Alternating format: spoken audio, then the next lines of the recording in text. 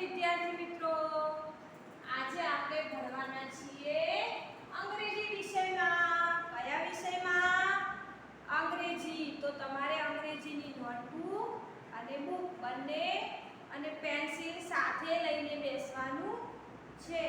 તો આપણે અંગ્રેજીની અંદર અલગ અલગ પેટર્નો તો શીખી ગયા. ઊભી લાઈન, આડી લાઈન, પછી ત્રાંસી લાઈન શીખ્યા, પછી કર્વ શીખી ગયા. C curve, D curve, up, down, એ બધા જ કર્વ પણ શીખી ગયા. હવે શું આવે છે? એ ફોર એપલ. તમે આગળ તમને એબીસીડી બોલાવી હતી. એમાં પહેલો મૂળાક્ષર કયો આવે? કેપિટલ લેટર એ. એ આવે ને? તો આપણે આજે શું કરવાના છીએ? એ લખતા શીખવાના છીએ. તો એ કઈ રીતે લખાય છે? તો હું તમને બોર્ડ ઉપર લખાવું છું. એ રીતે તમારે નોટમાં પહેલા લખવાનું છે. તો તમારે અંગ્રેજીની નોટ છે એમાં એક પેજ ઉપર મમ્મીને કહેવાનું છે કે લીટીઓ દોરી આપે. પછી તમારે આ રીતે એક બોક્સ છોડી અને લખવાનું છે. હું અહીંયા એક બોક્સ છોડતી નથી, પરંતુ તમારે એક બોક્સ છોડી આ રીતે અને પાછું નીચે એ રીતે છોડીને લખવાનું છે, જેથી તમારા અક્ષરો પણ સારા આવશે. તો એ ફોર એપલ કઈ રીતે લખાય? તો પહેલા આપણે શું કરીએ? આ રીતે એક પોઈન્ટ અહીંયા નથી આપેલો બુકમાં, પરંતુ હું અહીંયા તમને આ રીતે કરાવું છું, જેથી તમને સહેલાઈથી આવડી જાય. તો આ રીતે પહેલા કઈ લાઈન કરી? ત્રાંસી લીટી. ત્રાંસી લીટી કરીને પછી એ જ રીતે અહીંયા હાલ હું તમને ખાલી શીખવું છું. એ રીતે તમારે કરવાનું. તો પહેલા આ બાજુ ત્રાંસી લાઈન, પાછી બીજી બાજુની ત્રાંસી લાઈન. આપણે બંને ત્રાંસી લાઈનો શીખી ગયા છીએ. તો એ રીતે અહીંયા આ બાજુની ત્રાંસી લાઈન અને આ બાજુની, પછી વચ્ચે સ્લીપિંગ લાઈન એટલે કે આડી લાઈન. ખબર પડી તમને? એટલે થઈ જશે એ ફોર એપલ. તો અહીંયા તમારે કઈ રીતે કરવાનું છે? તો પહેલા 3 પોઈન્ટો કરી દેવાના. નોટબુકમાં શું કરી દેવાનું છે? 3 પોઈન્ટ. એક ગુલાબી લીટી ઉપર, બે વાદળી લીટી ઉપર. છેલ્લી વાદળી લીટી છે તે અહીંયા નીચે આવવું જોઈએ નહીં.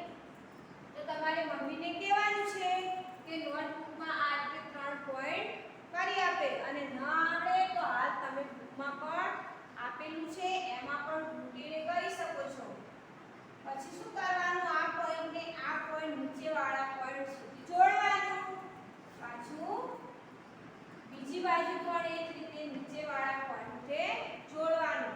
અને પછી વચ્ચે વાદળી લીટીની થોડી નીચે આડી લાઈન કરવાની છે. એટલે બની જશે એ ફોર એપલ. તો એ ઉપરથી કયા કયા આવશે? તો એ ફોર એપલ પણ આવશે, એ ફોર એરો પણ આવશે. એપલ એટલે સફરજન. તો તમે બધાએ સફરજન ખાધું હશે. ખાધું છે ને? તો એ પણ એ ઉપરથી આવે. એ ફોર એપલ. પછી એ ફોર એરો. એરો એટલે તીર. શું થાય? એનો મતલબ તીર, બાણ. આપણે જે બાણ ચલાવવામાં આવે છે ને તીર, તો એનું તીર. એરો એટલે તીર. પછી એ ફોર એરોપ્લેન. શું થાય? A for aeroplane. તો તમે બધાએ જોયું હશે એરોપ્લેન ક્યાં ઉડે? આકાશમાં. આકાશમાં એરોપ્લેન ઉડતું જોયેલું છે ને? તમે કાર્ટૂન જોતા હશો, ટીવી જોતા હશો, એમાં પણ તમે જોયું હશે પિક્ચરોમાં, સિરિયલમાં. તો A for arrow, A for apple, A for aeroplane. પછી તમારી બુક જો એમાં પણ છે એ ફોર એન્ટ. એન્ટ એટલે કીડી છે ને? તો એ ફોર એપલ છે. એ ફોર આર્મ પણ થાય. શું થાય? A four arm. A for arrow છે ને? બાણ. તો આ રીતે તમારે એ ફોર એપલ લખતું જવાનું, બોલતું જવાનું. એ for arrow, A for aeroplane, જેથી તમને એ ઉપરના બધા જ સ્પેલિંગોની ખબર પડી જાય. શું કરવાનું? 3 પોઈન્ટો. પછી આને અહીંયા જોડવાનો અને આને અહીંયા, એટલે કે બે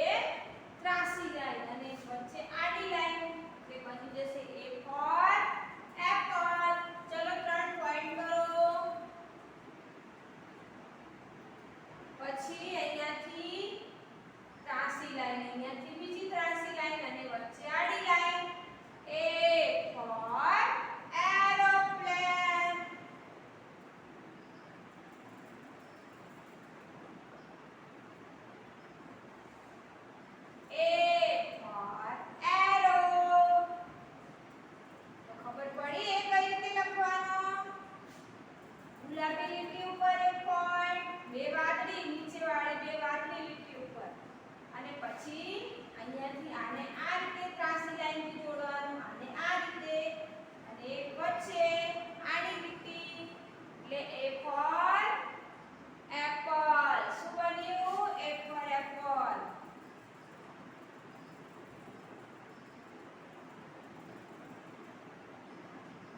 A for aeroplane.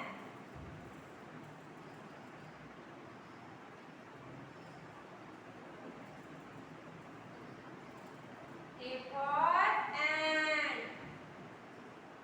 પહેલા ગુલાબી લીટી ઉપર પોઈન્ટ, પછી બે વાદળી લીટી ઉપર, પછી બંને આ રીતે જોડી દેવાનું ત્રાંસી લાઈન વાળા, અને પછી આડી line. A for arrow.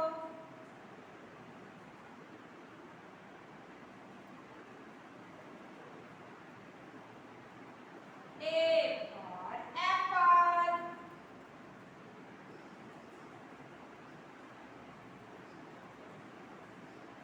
A for aeroplane.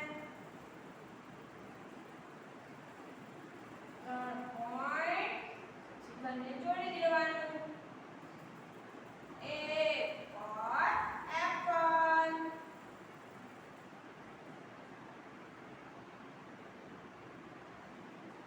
A for arrow.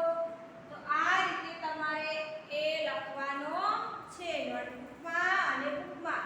તો જો તમારી બુકમાં આપેલો છે એ પેલા ઘૂંટવાનો છે, ટપકા ટપકા દ્વારા આપેલો છે ને, ત્યાં બોલતું જવાનું અને ઘૂંટતું જવાનું ને લખતું જવાનું.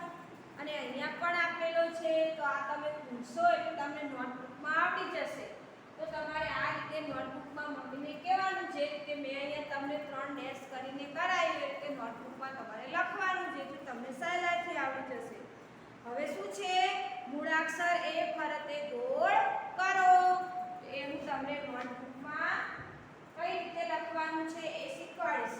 તો અહીંયા પહેલા મેં અહીંયા લખ્યું છે, એમાં તમારે શું કરવાનું? મૂળાક્ષર એ હવે તમને ખબર પડી ગઈ કે આને મૂળાક્ષર એ કહેવાય છે. તો હવે અહીંયા તમારે શોધી અને ગોળ કરવાનું છે. તો અહીંયા એ ક્યાં છે?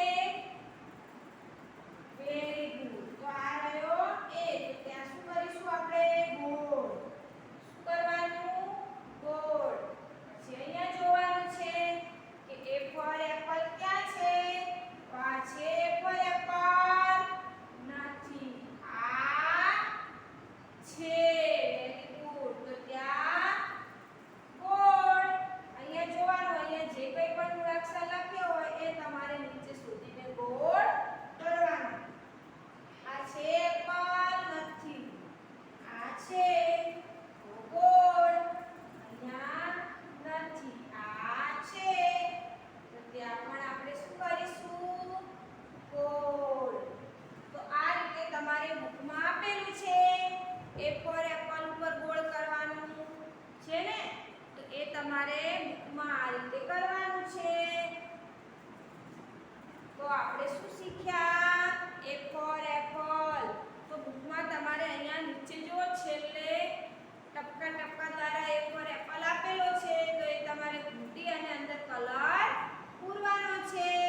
તો તમારે ઘરે A for apple નોટબુકમાં અને વર્કબુકમાં બંનેમાં લખી અને સરસ રીતે તૈયાર કરવાનો છે. તો હવે આપણે આગળ A for apple પછી શું આવે છે? B for ball. તો એ આપણે B for ball આગળના